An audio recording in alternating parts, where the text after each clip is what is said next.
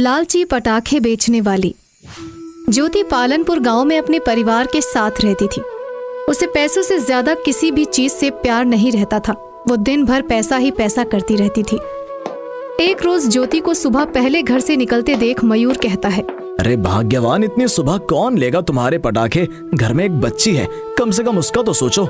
ज्योति चिढ़ते हुए कहती है, दिवाली नजदीक आ रही है, बच्चे सुबह से ही बाजारों में पटाखे लेने आ जाते हैं। अगर मैं जल्दी नहीं गई तो मेरी दुकान की जगह कहीं और से पटाखे ले लेंगे, मेरी बिक्री कम हो जाएगी। और ऐसे तो मेरी बिक्री कम हो जाएगी। तुम्हें तो कोई काम करना नहीं है, ना ही तुम्हें किसी काम धंधे से मतलब है। तुम पड़े रहो यहाँ और चिंकी का ध्यान रखो। मैं तुम्हारी तरह पैसों के लिए हाय हाय नहीं करता हूँ। जिस परिवार के लिए मैं पैसे कमाता हूँ, जब उसी को देख नहीं पाऊंगा तो क्या फायदा। जितना जरूरत हो मैं उतनी ही देर काम करता हूँ, ताकि तुम लोगों का खर्चा आराम से निकल जाए। चिंकी को तुम्हारी जरूरत है, तुम्हारी जैसी माँ मैंने आज तक नहीं देखी। सुबह पहले मेरा मूड खराब कर दिया, लेकिन मेरी बोनी खराब नहीं होनी चाहिए। मैं तो चली। ज्योति जल्दी जल्दी अपना ठेला लेकर बाजार पहुँचती है और देखती है उसकी दुकान वहाँ पहले से ही मौजूद है और उसकी दुकान पर बहुत भीड़ लगी हुई है।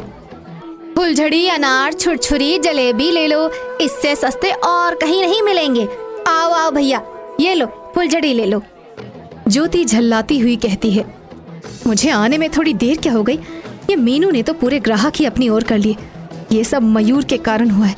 आओ आओ भैया ले लो, ज्योति के पटाखे ले लो, एक से एक नए बम है। फुलझड़ी है, अनार है, जलेबी है, कम से कम दामों में है। आओ भैया ले लो।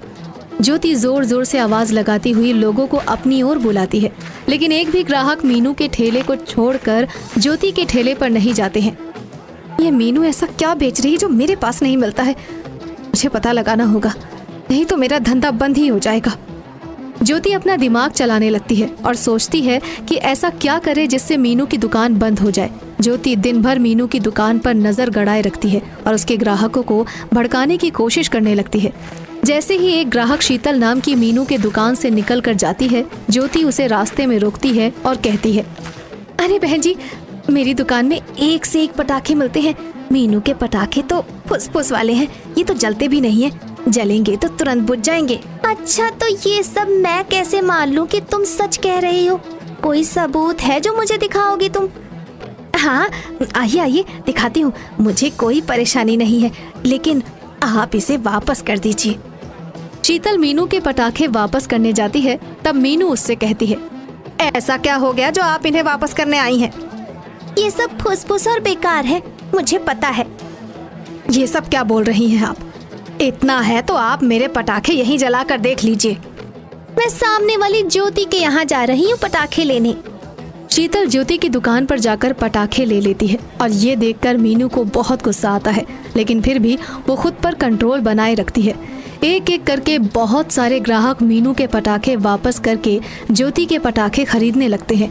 ये देखकर मीनू आग बबूला हो जाती है और गुस्से में लाल आंख करके ज्योति के पास जाती है। तुम खुद को समझती क्या हो? मेरे ग्राहकों को भड़काकर तुम अपनी दुकान चला लोगी क्या? नहीं छोड़ूंगी मैं तुम्हें। तुमने मेरी दुकानदारी खराब की है, तुम्हारी दुकान भी मैं नहीं चलने दूंगी अब। हाँ। ज्योति और मीनू में बहस हो जाती है और मीनू गुस्से में एक बाल्टी पानी लाकर ज्योति के पटाखों पर गिरा देती है।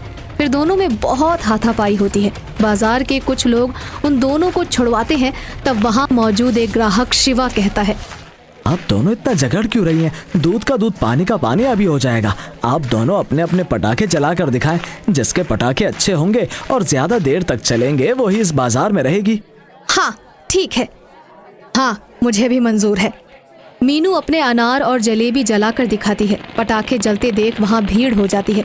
पटाखे बहुत देर तक जलते हैं। वाह क्या बात है, लगता है आप ही टिकेंगी इस बाजार में। तब गुस्से से ज्योति कहती है, ये प्रतियोगिता तो मैं ही जीतूंगी, अभी मेरी बारी बाकी है। ज्योति के दिमाग में षड्यंत्र चल रहा होता है और वो मन ही मन कहती है, इस प्रतियोगिता के बहाने इस मीनू का नाम और निशान हटा दूंगी। रॉकेट का मुंह उसकी दुकान की ओर लगाती हूँ, इससे सांप भी मर जाएगा और लाठी भी नहीं टूटेगी। मीनू रॉकेट जलाती है और रॉकेट बहुत तेजी से सीटी मारते हुए मीनू की दुकान में घुस जाता है। देखते ही देखते मीनू के ठेले पर आग लग जाती है। उसके सारे पटाखे खुद ही जल जाते हैं। आग की लपक इतनी तेज होती है कि कोई भी आदमी डर से उसके ठेले को बचाने नहीं जाता। आग देखकर मीनू घबरा जाती है। धू धू करके मीनू की दुकान जलकर राख हो जाती है। मीनू रोने लगती है।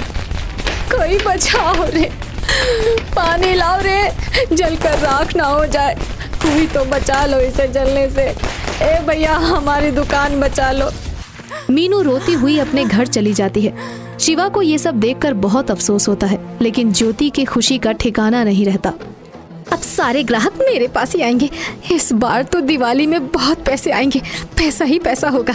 ज्योति की खुशी का ठिकाना नहीं रहता। वो अपने घर जाकर मयूर को सब कुछ बता देती है और मयूर कहता है, ये सब लक्षण अच्छे नहीं हैं। तुमने मीनू के साथ अच्छा नहीं किया। तुम्हारा लालच पता नहीं तुमसे क्या क्या करवाएगा, लेकिन ये याद रखना, ज्यादा लालच अच्छा नहीं होता।